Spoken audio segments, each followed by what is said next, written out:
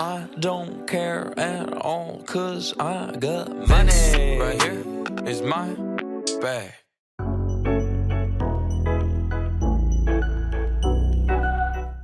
Hello, it's me, Harper Nova, and welcome back to my channel. For those of you that are returning, welcome back. For those of you that are new, welcome in.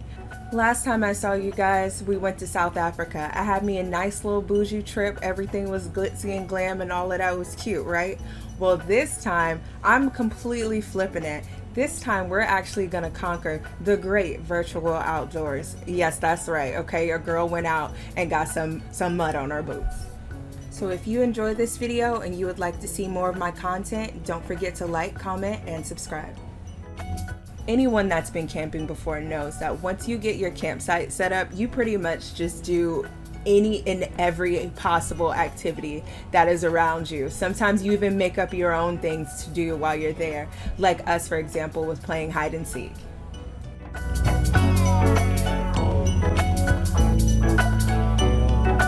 Once we were done with hide and seek, we looked around to see what other activities were available at the location that we were at. They also had zip lining and horseback riding. So of course we had to do that.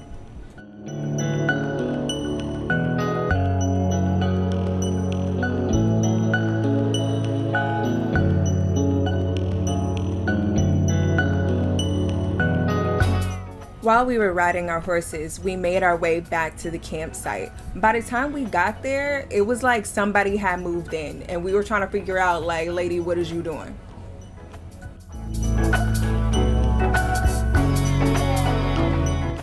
Once we let old girl know, like, this our spot, finally we got to sit there and get cozy around the fire and have some s'mores. I love s'mores. Can't even. But anyway, after that, we decided to go ahead and read some ghost stories. So cozy up, turn the lights off. Here's one of them. A wealthy man wanted to go hunting in a part of northern Canada where few people had ever hunted.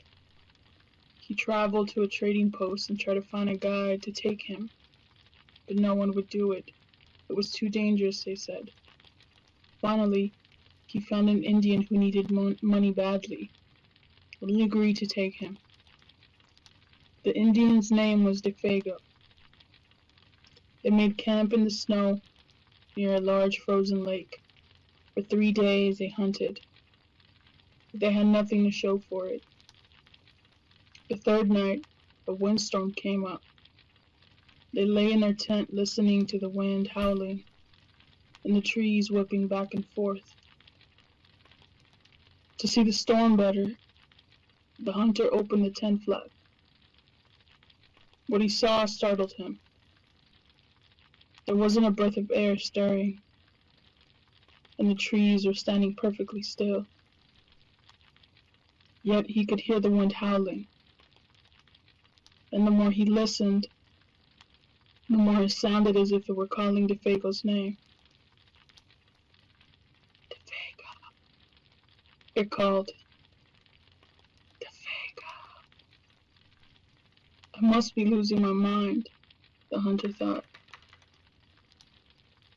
But Defago had gotten out of his sleeping bag.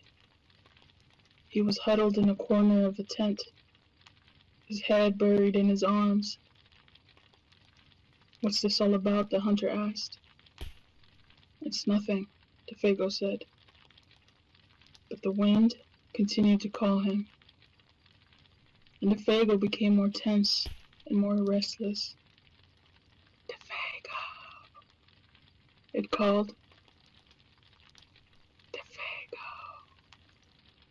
Suddenly he jumped to his feet, and he began to run from the tent. But the hunter grabbed him and wrestled him to the ground. You can't leave me out here, the hunger shouted. Then the wind called again, and Defago broke loose and ran into the darkness. The hunter could hear him screaming as he went. Again and again he cried, "Oh, my fiery feet, my burning feet, of fire." Then his voice faded away, and the wind died down. At daybreak, the hunter followed Defago. his tracks in the snow. They went through the woods, down toward the lake, then out onto thin ice. But soon he noticed something strange.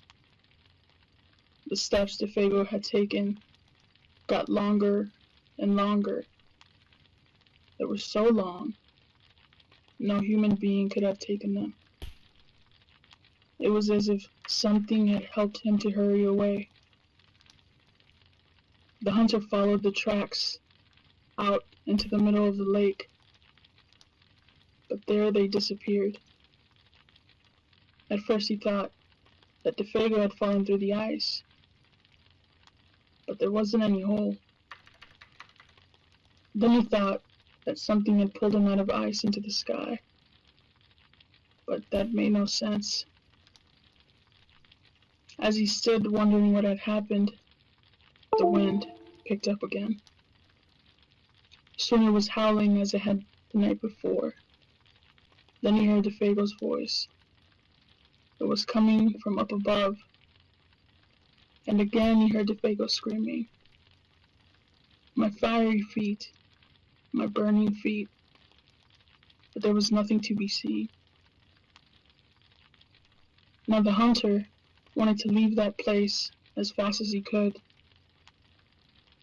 He went back to camp and he packed. Then he left some food for DeFago and he started out.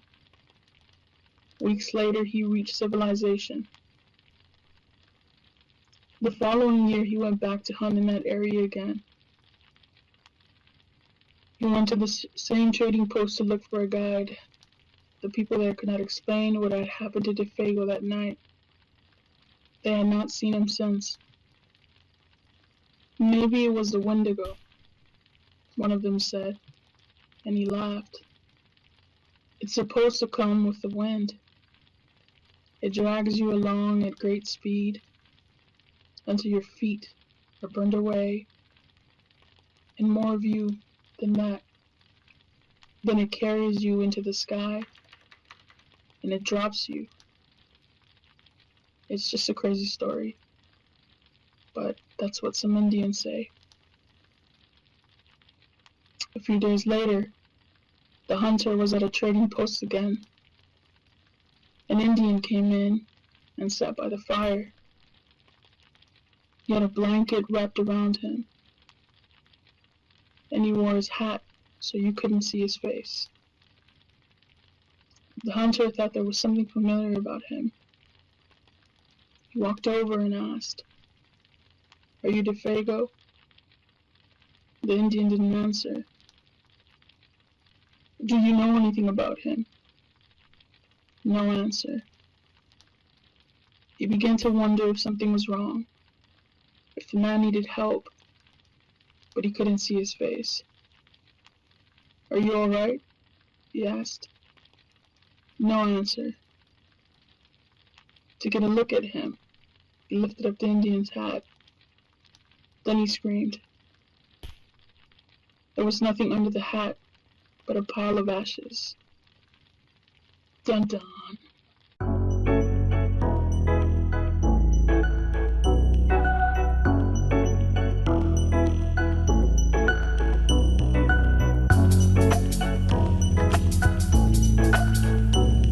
After a good night's rest, the next day's activity was hiking. We went all over the place. We went up, we went down, we went through, we went in caves. We did it all. We had to have a snack break in there somewhere because it was too much. It was too much. This place, though, I have to say, was really cool. Apparently, it's the tallest mountain in Second Life, and also has the longest cave system in Second Life, according to them. I will put their information down in the description below. You be the judge of it. You check it out and you let me know.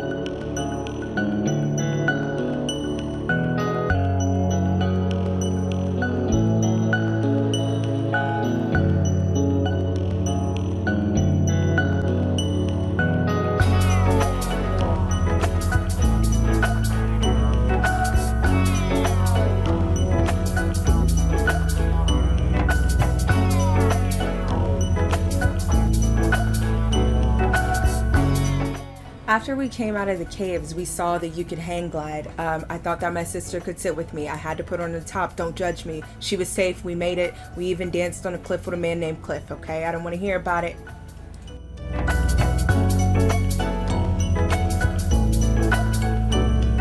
Here's a view of actually how our campsite was set up, which was, I thought it was pretty dope.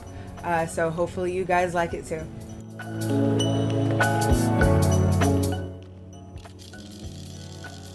By the third day, there was no energy left to do anything else but fish. And this is where the camping trip came to its close. I hope that you guys liked this video. If you did, don't forget to like, comment, and subscribe. And I can't wait to see you all in the next one.